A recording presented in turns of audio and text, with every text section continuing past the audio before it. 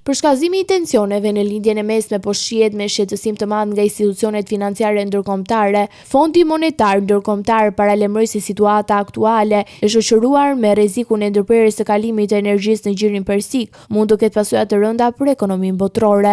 Në raportin më të fundit, FMN vlerëson se ekonomia globale do të rritet me vetëm 3.1% gjatë këtij viti, një ritëm më i ulët nga se ishte parashikuar më herët. Sipas ekspertëve, pasiguritë që lidhen me konfliktin dhe luhatjet të drejtë ndërkombëtare të energjisë po ndikojnë drejtpërdrejt në aktivitetin ekonomik dhe në besimin e investitorëve. Zëvendësja e FMN-s deklaroi se bota po i afrohet një skenari ekonomik të vështirë, ndërsa theksoi nevojën që vendet të përshtasin politikat monetare dhe fiskale për të përballuar goditjet e mundshme. Sipas saj, vazhdimi i konfliktit mund të shtojë rrezikun e një recesioni global dhe të krijojë paqëndrueshmëri në tregjet financiare. FMN nënvizoi se pasiguria mbi furnizimin në naftë dhe gazet natyrore po ushtron presion mbi çmimet ndërkombëtare të energjisë, duke rritur kostot për bizneset dhe konsumatorët. Tensionet gjeopolitike po ndikojnë gjithashtu në tregjet e kapitalit dhe në investimet globale në një kohë kur ekonomia botërore ende po përpiqet të rikuperohet nga pasojat e pandemisë. Sipas analizëve, Europa dhe Azia mbeten ndër rajonet më të ekspozuara ndaj luhatjeve të çmimeve